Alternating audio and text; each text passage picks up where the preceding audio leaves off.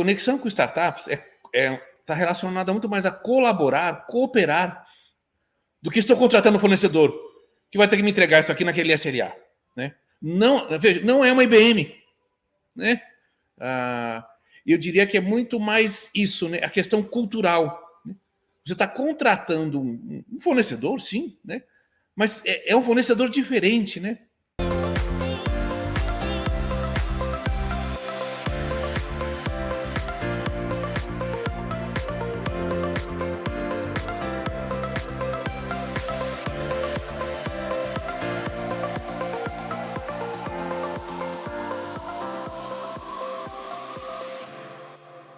Olá pessoal, eu sou Cláudio Cardoso e este é o Conexão EC, o programa de entrevistas do Hub de Inovação da Construtora. Aqui a gente conversa sobre startups, ecossistemas de inovação, iniciativas inovadoras das empresas, enfim, um papo que hoje vai estar bem servido com o Mervin Lowe. Mervin, eu vou pegar uma colinha aqui para falar um currículo maravilhoso. Empreendedor serial, olha só, investidor e board member de startups. Ele atua com inovação aberta desde 2015, desenvolvendo hubs de inovação, dentre eles, projetos que ele participou mais ativamente, o InovaBra Habitat, onde ele tem uma atuação muito importante na criação do ecossistema, a gente vai falar disso, e também do Alpha Collab, e do IPT Open Experience. Mervin, que alegria conversar com você aqui no Conexão, meu amigo. Muito obrigado. É um prazer estar com você aqui. Né? Nos encontramos aqui, né, nesse pedaço da jornada. Né? Somos amigos, já fomos sócios em outros projetos. E colaborar com a OEC, que é uma das corporações mais ativas lá do nosso ecossistema do Habitat. É um prazer aí estar nessa jornada com vocês. Que bacana. Mervin, vamos começar por aí.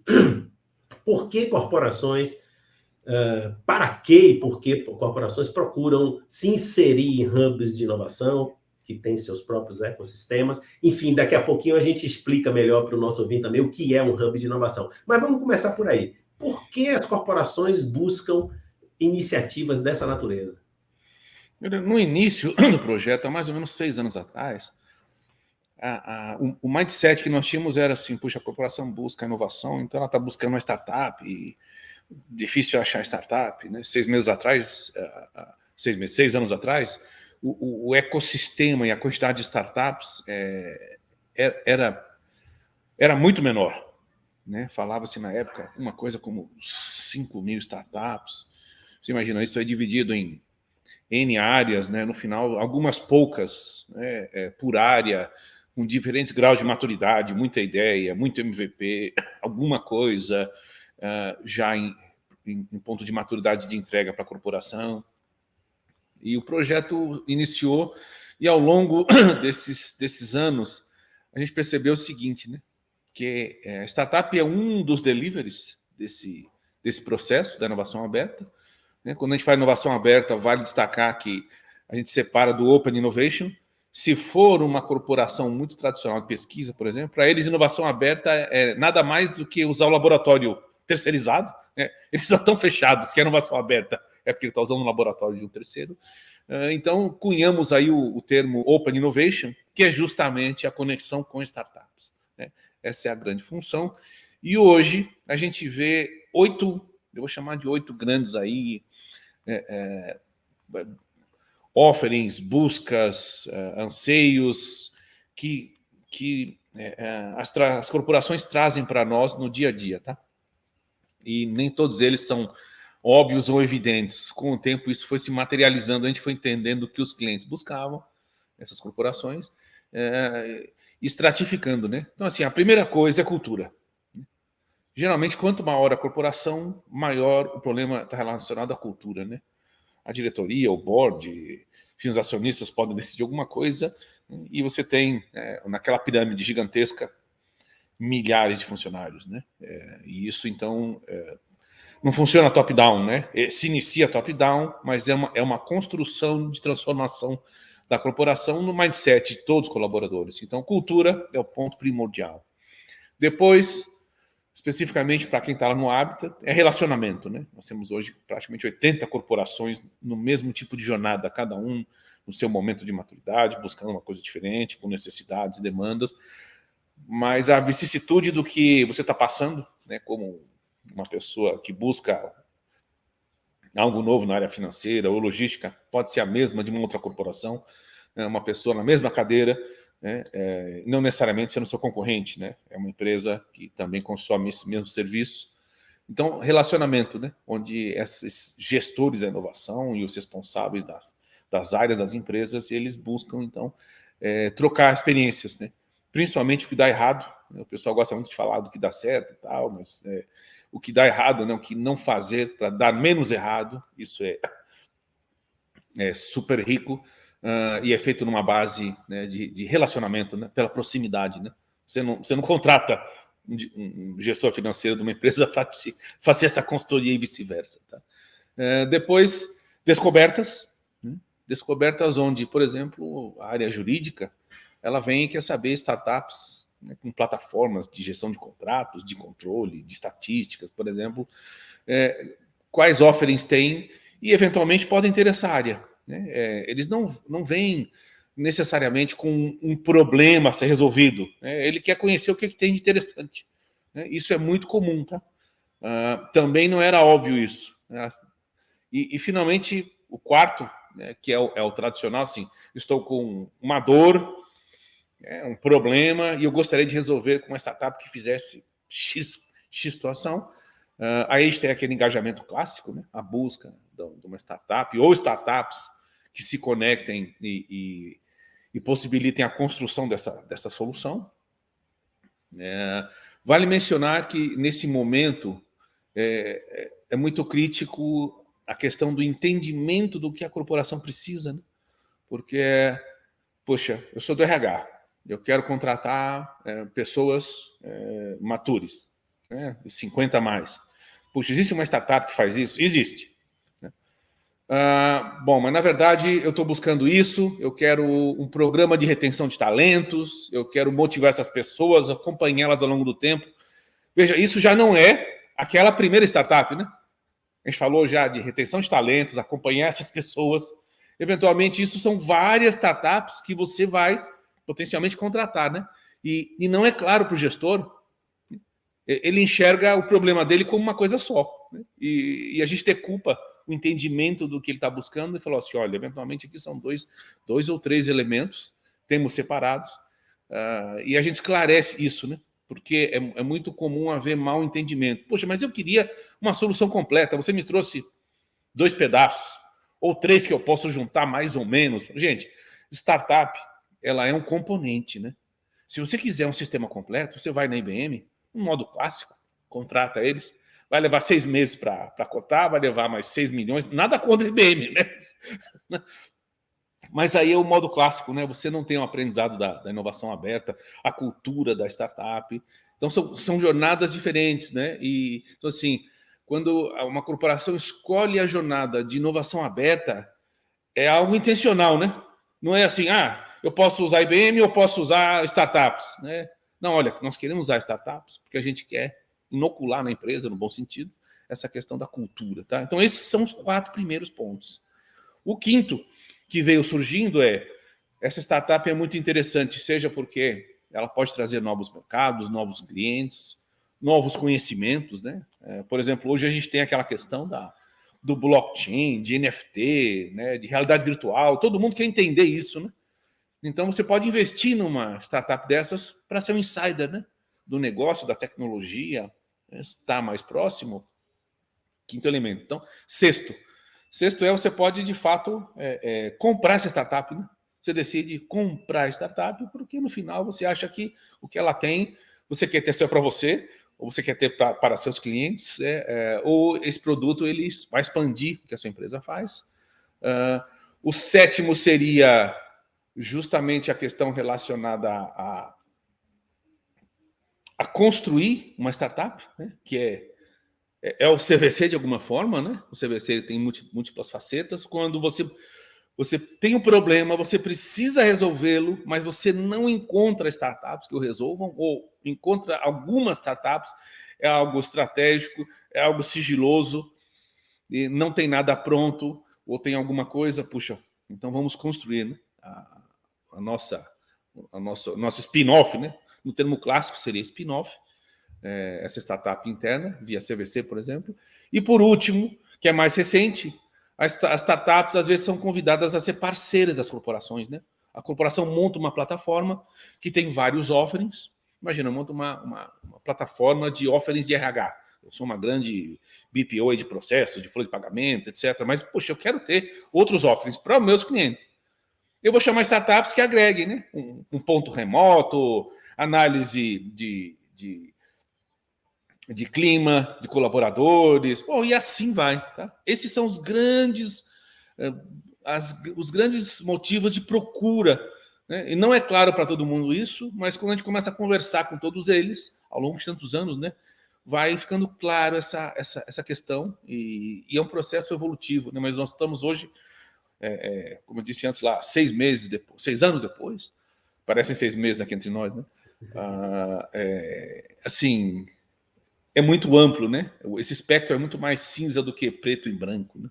Exatamente, e complexo, né? Agora, Mervin, nossa, uma aula para começar, um privilégio para mim, aliás, uma grande alegria estar aqui com um amigo como você, que eu prezo tanto e admiro, e um colega espetacular.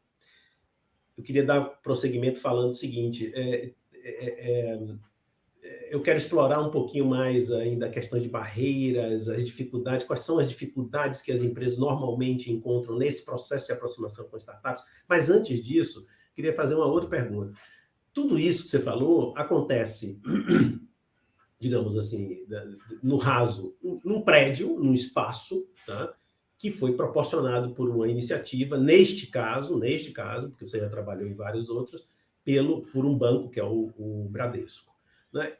A pergunta que eu vou fazer é a seguinte: por que uma grande corporação cria um ambiente desse? Primeira questão, assim, para que ela cria? É engraçado que essa pergunta, invariavelmente, ela acontece, tá? A gente tem vários visitantes lá e assim, a primeira ilação é: o Bradesco montou aquele prédio, né? Aí enche de startups e ali ele encontra tesouros, né? Pedras brutas para lapidar, tal. Na verdade, não é. No caso do Bradesco, não é isso, tá? Até poderia ser-lo. Mas o Bradesco não precisa do Habitat para encontrar startups, né? O Bradesco é gigantesco, né? Tem uma área de pesquisa e desenvolvimento, que é a área sobre a qual nós estamos sendo coordenados, né? E essa área, por exemplo, tem uma área que busca startups autonomamente, né? Para o banco, né? Então não precisaria ter toda essa estrutura para achar uma startup. Elas estão no mercado e eles têm quem as encontra, quem as busca, inclusive quem invista nelas. Mas foi muito mais uma busca, né, relacionada à conexão com clientes. Né? Os grandes clientes que estão no Habitat são os grandes clientes do Bradesco, né? Corporações como a OEC, por exemplo, né? Corporações que faturam bilhões por ano, e tem uma espécie de jornada muito próxima assim na sua origem e nas dificuldades que o Bradesco tem. Né? Então o banco quis contribuir com os seus grandes clientes e compartilhar a sua experiência, né? Tanto que os executivos do banco são muitas vezes contactados pelos executivos das corporações para compartilhar, né, os problemas que eles enfrentaram na jornada. Né? Então, o Habitat é um instrumento, né, de imagem no banco, de relacionamento, e eventualmente até pode achar alguma startup lá interessante, né? Mas o Bradesco não precisaria de tudo isso. Né? Vale lembrar que o Habitat hoje ele está ali na Paulista Consolação, são 10 mil metros quadrados em 10 andares, nós somos aproximadamente 230 startups e 80 corporações. Nossa. Um projeto de alta complexidade, né? É um edifício onde nós temos 300 clientes do Bradesco, né? De diferentes tamanhos, com diferentes necessidades, né? É um projeto complexo, mas sem dúvida, pela tese que foi estruturada para selecionar quem entra no projeto, né? Que são startups em 95% dos casos maduras, com offering B2B, proeminência digital, com produtos que potencialmente vão atender demanda dessas corporações. Então, é um ambiente de negócios, né? Não somos incubadora, não somos aceleradora, somos um hub de negócio, e a gente tem funcionado assim, proporcionado, né, negócios para startups, para corporações e entre elas ali. Nossa, que joia, né? Esse papo, cara, porque você convivendo com isso teve a oportunidade de identificar questões como essa minha próxima pergunta para você. O que é que você percebe de maiores barreiras, maiores dificuldades dessas 80 organizações que estão lá dentro se aproximando do mundo das startups? O que aparece mais superficialmente, eu acho que para grande parte da população interessada no tema puxa, os garotos, uma lógica diferente, empresas muito pequenas, desestruturadas, com coisas muito grandes, cheias de processos e organizada. Enfim, conta para a gente aí o que é que você conseguiu observar nessa riqueza incrível de experiência que você tem. Cláudio, geralmente as primeiras conexões são traumáticas, né? Porque compliance, segurança, reputação, imagem, né? São questões não muito afetas aí às startups, né? A corporação ela tem toda uma cartilha e estrutura. Então tudo começa, né, por esse, eu vou chamar de desnivelamento, mas seria muito mais uma realidade diferente, né? Uma realidade muito diferente de momento de negócio e o que é importante em cada fase que essas empresas se encontram, seja startup ou seja corporação. Mas uma questão clássica, né? Compras, né? Compras precisa ter geralmente 3 cotações, né? Tem startup que inventa uma plataforma nova, né? Por exemplo, essa que eu falei de contratar pessoas, né, 50 a mais, não tem 3 no Brasil, né? Então, assim, como é que você resolve essa questão, né? A primeira coisa então, trabalhar, por exemplo, com compras, né? E dizer que quando for startups, né? Por exemplo, vamos separar uma verba de X mil reais, né?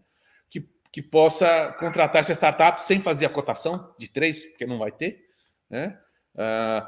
Veja que é a famosa POC, né? Proof of Concept, né? Prova de conceito. Isso hoje já é recorrente, né? Todas as corporações sabem que quando você vai se relacionar com startups, é preciso ter uma espécie de um waiver da política de compras. Vale mencionar que essa POC, eu já vi POC de 200 mil e já vi POC de 2 milhões, tá?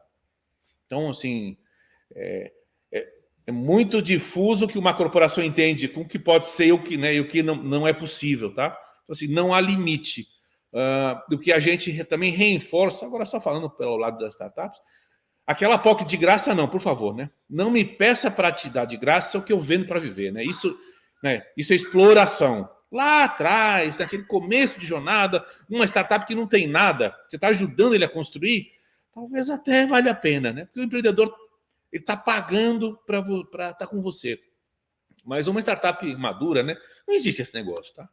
Eu acho até que é ofensivo. Eu não gosto do conceito de POC de graça, porque nada é de graça, né? E é uma empresa pequena que precisa sobreviver, né? Então, assim, eu acho que a corporação tem uma responsabilidade, né, em cooperar na jornada dessa empresa e não explorá-la. E às vezes acontece isso, tá? E não é por mal, mas enfim, é a lógica da dinâmica corporativa, né?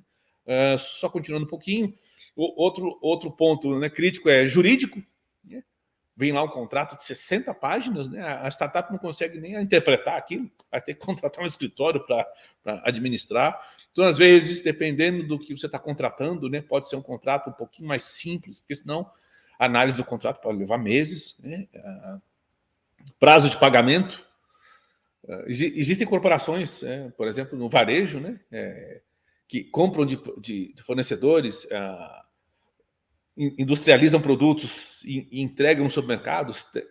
Tem empresa, gente, que paga em 6 meses, 180 dias. Imagina, você fala, olha, tudo bem, tudo certo, mas eu vou te pagar daqui a 6 meses ou 3 meses, né? Startup não tem fluxo de caixa para isso, né? Então, você vê, a corporação tem problema de internalizar e depois, quando ela internaliza, a startup tem problema de aceitar as condições, né? Então, assim, os dois lados vivem isso. As startups mais maduras já conhecem esse trâmite, assim, eles estão preparados para essa coisa desagradável, que eu vou chamar, do ponto de vista delas nessa integração. Mas o caminho é passar por tudo isso, né? É conseguir tirar essas barreiras, deixar registrado, né, que essas barreiras existem e como elas estão sendo mitigadas, eu vou chamar, dentro do possível, né? Para que justamente a próxima interação seja menos traumática, né? Menos lenta. Veja que tudo isso leva à improdutividade, né? E ao longo do caminho, às vezes, os dois desistem, né? Seja que a corporação mudou de ideia, porque a prioridade mudou, né? A gente sabe. Hoje, por exemplo, gestores de inovação, diretores e presidentes, né, giram com uma frequência muito rápida, né? O que levava anos hoje, às vezes é 1 ano, 6 meses. Assim, enquanto o processo está na burocracia, já mudou o presidente, mudou, né, a demanda, cancela-se um projeto, e aí se frustra todo mundo. Enfim, essa, na verdade, é a lida diária, né, de quem lida com startups, né, sendo uma corporação muito grande.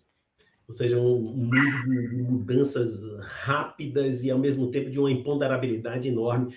Mas, Mary, eu pesquei aqui numa coisa que você falou, que, dentre outras, muito preciosa, que é uma assimilação da responsabilidade das grandes organizações com o cuidado com o ecossistema, né? Como se fosse plantinhas ainda nascendo e que todo mundo deve ajudar a regar, não pisar no canteiro e coisas desse tipo, né?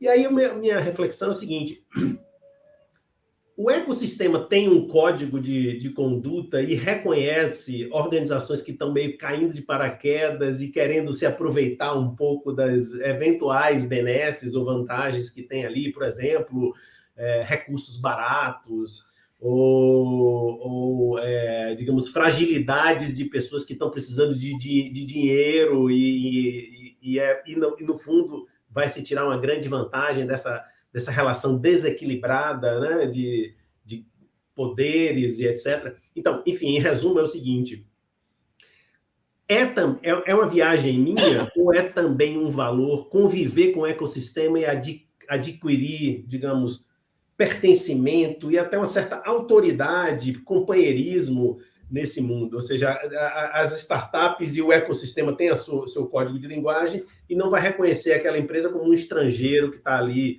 passando, um forasteiro querendo tirar vantagem. Existe isso? Assim, esse sentimento de pertencimento, de código de linguagem? A questão, né? Eu vou usar uma palavra aqui mais forte, né? Não seria essa vilanice, tá? Mas isso está muito arraigado em corporações, só ressaltando, né? Quanto maior a corporação, o tratamento de fornecedores ele é mais, ou costuma ser mais duro, né? E justamente a conexão com startups está relacionada muito mais a colaborar, cooperar, do que estou contratando um fornecedor que vai ter que me entregar isso aqui naquele SLA, né? Não, veja, não é uma IBM, né? Eu diria que é muito mais isso, né? A questão cultural. Né? Você está contratando um fornecedor, sim, né? Mas é um fornecedor diferente, né? Com o qual você vai aprender, né? Um fornecedor que pode ter flexibilidade, um fornecedor, poxa, geralmente ele é mais barato, ele faz mais rápido, mas talvez ele não faça 100% do que você quer. Puxa, é um trade-off, né? Você quer 100% do seu projeto perfeito, pronto em 3 anos, ou você quer um teste um teste for real, né? dessa demanda, dessa plataforma, desse problema que você queira resolver, em 6 a 8 meses, né? Uma coisa funcionando e ver se isso realmente dá retorno, né? Veja que sabendo que a gente fala de algo que geralmente não é 100%, você já começa a ter uma flexibilidade, né? Porque você já escolheu algo, né, que não é IBM em princípio. Veja que nem mesmo a gente fala, usa o IBM como exemplo clássico, né? Nem sempre também IBM dá certo, né? A própria IBM, às vezes as coisas dão errado, né? Mas é justamente esse mindset, né? De você estar se conectando com um parceiro para construir um produto, para melhorar o produto dele, para ele se adequar à sua necessidade. Então, é essa mudança, né? Não hostilidade, né? Mas colaboração e entendimento de limitações. Eu acho que o que você falou antes, né? Aquela coisa explorar o fornecedor, daquela coisa clássica de compras, né? Está muito mais relacionado àquela visão tradicional, né? Eu estou contratando o fornecedor e pronto, ele tem que fazer o SLA dele, não estou nem aí para isso. Se a sua visão for essa, é melhor não trabalhar com startup, né? Porque e se você for trabalhar com startup, a questão cultural, né? Voltando de novo àquele primeiro ponto, é uma transformação cultural, né? De ponto de vista, né? Criar flexibilidade, criar colaboração, companheirismo. Essa é a grande experiência. Não é óbvio para todo mundo isso, mas vai ficando evidente ao longo do tempo, tá? E se a corporação não tem flexibilidade, esses projetos eles vão falhando, né? As POCs não dão certo, no meio da POC implanta, não usa, né? Você vai ver que a corporação não a imagem no final é como se fosse um glóbulo branco, né? Entra uma startup e a corporação ela perfeito expurga.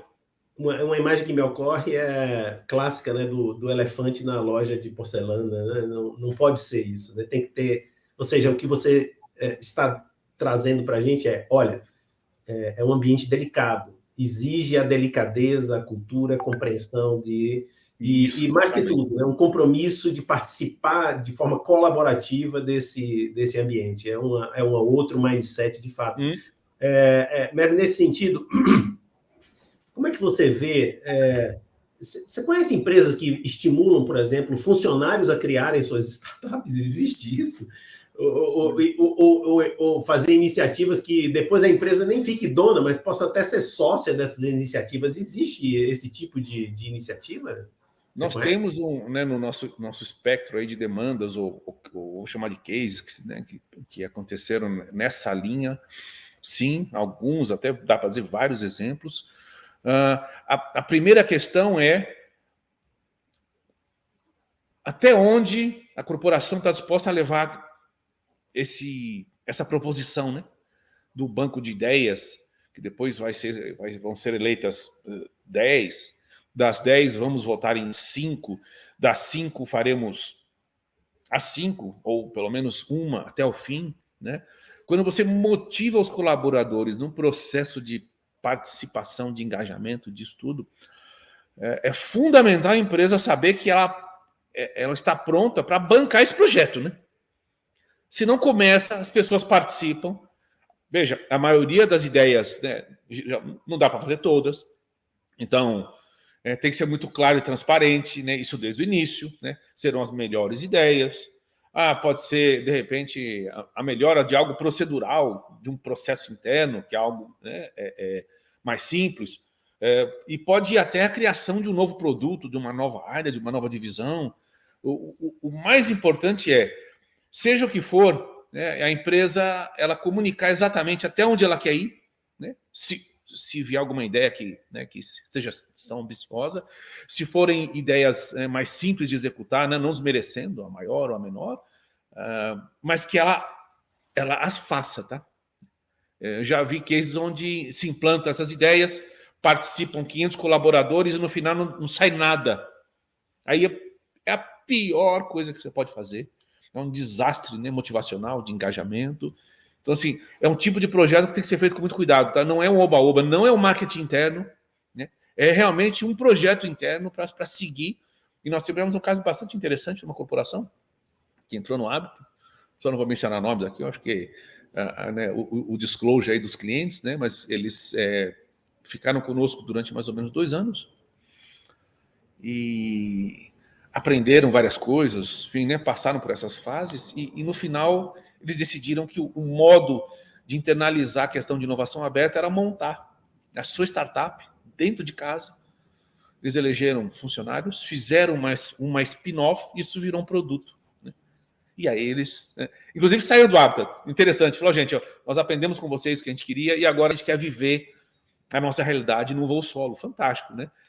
Outra extrapolação também disso, que é muito interessante, voltando àquela questão do 5 anos atrás, né, o ecossistema era muito menor. Hoje se fala em 20 mil startups. Veja, tem de tudo, tá? Mas a gente nota que existem corporações que estão em vários hubs, né? O Apta é um hub de maturidade, é um hub de entrega, né?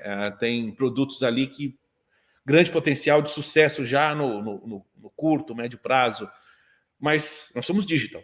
Se você quiser, ou for uma empresa industrial, por exemplo, desenvolver alguma coisa nova, não é no Apta que você vai encontrar essa solução, né? Fatalmente vai ter algo digital lá dentro, isso eu não tenho dúvida. Mas desenvolver um material, um novo composto, uma liga, um processo, eventualmente eles estão em outro hub, né? Num hub hard tech, por exemplo, como o IPT Open. Então nós temos hoje corporações que estão em vários hubs, né? E de cada hub elas tiram o que lhes é interessante naquele momento, né? Não é mais eu tenho o meu hub, ou estou no seu hub, ou não, eu estou em todos. E eventualmente no meu também, né? Porque o que me interessa é cada hub tem sua particularidade e ele é usado como instrumento, né, de atingir as metas da corporação. Então, assim, o sistema hoje está muito mais fluido, tá? Só uma brincadeira aqui, mas na primeira vez que uma corporação falou para uma reunião assim, olha, nós também estamos no outro hub, mas desculpe. Eu falei, não, absolutamente, né? A gente entende, ele não é igual ao nosso, né? O offering não é igual, quem está lá não é a mesma coisa, e por acaso, no caso deles, eles estavam numa aceleradora, numa incubadora, que era algo early stage, né? Que estava em desenvolvimento, era pegar uma ideia e fazer aquilo progredir, sementinha. Não é, por exemplo, o que a gente faz no Apta, né? Então, assim, que bom, que essa entrega você vai ter lá. A gente pode ajudar você aqui a começar esse processo, né? Mas, por que não você também se incensar de uma outra perspectiva, estrutura? Interessante, porque, olha, o mundo da construção, o nosso mundo da construção, ele de certo modo, eu acho que em boa medida, em relação à inovação, é um late adopter, né? O canteiro é quase que, digamos assim, a metáfora da sala de aula que o pessoal fala, né? Poxa, tá mais ou menos a mesma coisa, embora vários, digamos, questões mais, não sei se periféricas é um bom nome, mas associadas de apoio, tem evoluído muito. Mas, curiosamente, nós, como construtora, fazemos parte de um mundo que está adentrando nisso agora, e eu acho que essa entrada no Habitat, que já tem um grau de maturidade mais avançado, é um privilégio. Mas, nesse sentido, eu queria dizer o seguinte, o que você está falando, Merve, a imagem que me ocorre é como se as empresas que entenderam essa jornada, é como se elas estivessem acessando uma nova dimensão, e essa dimensão é composta de vários atores e várias participações, né? Na verdade, é como se você entrasse numa dimensão, abrisse os olhos para esse mundo. Nessa direção ainda, queria explorar o seguinte, nós temos muitos jovens na organização, infelizmente o tempo já correndo aqui, mas eu te avisei no off aqui da gente, que eu ia lhe fazer uma pergunta que eu acho que tem a ver com a sua formação. Eu sei que você estudou na Waldorf, que é uma escola que tem repertórios não convencionais de escola. Não convencionais, né? E isso me inspirou muito quando eu lhe conheci, a gente começou a travar uma amizade mais próxima. Eu pensei, nossa, é por isso que o Mervin é um cara assim, né? Que tem uma visão caleidoscópica, rica das coisas, culta até, né? Então, qual é a pergunta que eu queria lhe fazer aí para a gente fechar esse papo? Infelizmente, porque eu levaria horas aqui conversando com você. O que você recomendaria, assim? O que é importante na formação de um jovem para esse mundo, né? Para adentrar essa nova dimensão, estar em contato com ela? Eu vou dar a resposta pelo prisma da corporação, né? Imaginando o talento. Por exemplo, uma das empresas que eu sou investidor, ela desenvolve projetos com People Analytics, né? E nos Estados Unidos hoje, qualquer grande corporação, eu estou falando grande corporação, 2.000 funcionários para cima, né? Ela tem uma divisão, né, de People Analytics que estuda o perfil das pessoas que estão lá dentro, né? Sejam diferentes áreas, diferentes talentos, seja profissionais core, né, ou que precisam ser atraídos. E olha que interessante, em geral, qualquer pessoa ela leva 6 meses para dominar e para conhecer o que faz uma corporação, tá? após esses 6 meses, a pessoa começa a ficar chateada, porque ela está fazendo de novo a mesma coisa. Eu gosto muito daquele filme Feitiço do Tempo, né? Onde você acorda todo dia, você está lá em Punxsutawney, fazendo a mesma coisa, ao mesmo dia, tudo se repete. Então, assim, olha só que interessante. Após 6 meses, praticamente qualquer um de nós dominou o que faz e os próximos 6 meses serão uma repetição do que você está fazendo. E como a corporação, né, ela vai manter essas pessoas engajadas, né, dando os novos desafios, propondo, enfim, benefícios, né? Nem tudo é salário. Hoje em dia a pessoa quer estar em casa, job rotation, cursos, aprender coisas novas. Então percebe-se que, né, a questão do jovem, e veja que no jovem isso é mais crítico, tá? Quando eu falo 6 meses, isso aí para o jovem, assim, 6 meses o cara já está de novo, né? Eu estou fazendo aquele relatório, aquela mesma coisa. Então, assim, mas numa proporção, tanto os jovens como nós, mais velhos, né? E aí você falando sobre a questão de eu ter feito escola Waldorf, né? Eu vou contar uma história aqui para você. Nós levamos, inclusive construímos junto isso, né? Nós levamos uns 6 a 7 meses para junto com o Bradesco, estruturar e abrir o Habitat de implantar. Desculpa, tem um cachorro lá aqui. Eu lembro que foi em fevereiro de 2018, nós inauguramos o Habitat. E eu tinha passado um período de 6, 7 meses, desculpa, o cachorro tá chato, trabalhando intensamente. Quando o Habitat inaugurou, no dia seguinte, eu acordei deprimido. E eu não sabia por quê, mas uma depressão. Eu estava muito triste. E deveria estar muito feliz, né? Porque é um projeto que nós trabalhamos muito com o pessoal do banco, foi uma coisa assim, super intensa. Mervin, eu vou me interrompendo um pouco. É engraçado, né? Porque eu sei que eu estou lhe interrompendo, eu quero que você retome isso que você estava falando. Mas nesse mesmo dia, eu estava um pouco triste, porque eu estava, a partir daquele momento, eu ia sair do projeto, né? Porque eu participei só da modelagem, do processo. E você estava triste por outras razões. Mas continue aí, que eu estou curioso para saber. Então, eu cheguei de manhã, olhei no espelho, e caiu a ficha. Cláudio, naquela época, eu estava com 50 anos de idade, né? Eu estava aos meus 50. E eu falei, puxa vida, né? Finalmente é bom eu me entender, me conhecer, né? Eu não sou um keeper, eu sou um maker. Depois do Habitat inaugurado, o desafio já estava posto. Ok, né? Segui tudo, mas para mim, de alguma forma, eu estava em Punxsutawney, no dia da marmota, todo dia se repete, são coisas novas. E dali eu venho desenvolvendo os projetos. Mas o que me surpreendeu, né, como jovem, é que eu não sabia exatamente o que me motiva, né, nessa vida. E é fazer coisas novas novamente, não manter o mesmo sempre. E veja, eu sou uma pessoa, na minha vida pessoal, hiperconservadora, né?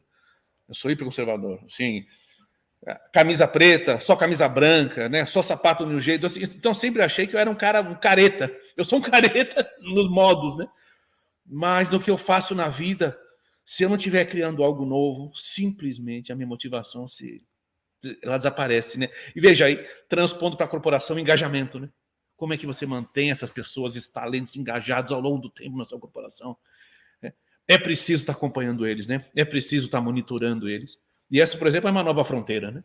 Do People Analytics, que eu acho super interessante. No Brasil é novo isso. A gente não está pensando nisso ainda, né? Por todas aquelas razões estruturais que a gente tem, mas é um caminho inexorável e eu diria que, sabendo como eu sou, ou por que eu sou assim, eventualmente, né? A minha formação me levou a isso, mas as pessoas, como eu disse, elas têm isso nelas. Eu fiquei mais feliz, né? Porque eu entendi a fonte da minha angústia. Então, hoje, né, eu aceito muito melhor o ter que fazer de novo, né, porque é necessário, enquanto for necessário, porque, né, eu estou buscando, né, o meu próximo projeto. E muito assim bom, a gente segue. Não podíamos encerrar de forma mais bacana do que com essa reflexão sábia. Muito obrigado, Mervin, por participar aqui do nosso programa, o nosso podcast aqui da OECI. Um prazer, né? Enfim, Agradecendo você aí, companheiro de longa data, né? A equipe toda da OEC, o Daniel, né? Que é um grande parceiro e uma pessoa. A OEC é uma empresa bastante ativa, né, no nosso ecossistema, né? Isso é fundamental, né? Tanto que até esse nosso encontro aqui, né? Vem aí da pujança de vocês, né? Nesse nosso projeto. Bem, contem conosco e a gente vai estar, né, desenvolvendo coisas novas aí sempre. Muito obrigado. Chegamos ao final de mais um Conexão EC. Hoje eu conversei com Mervyn Lowe, que é um empreendedor serial, também investidor e board member de várias startups. Um papo super agradável. Então você já sabe, continue com a gente no Conexão, acompanhe os nossos canais no Spotify e no YouTube. Até a próxima!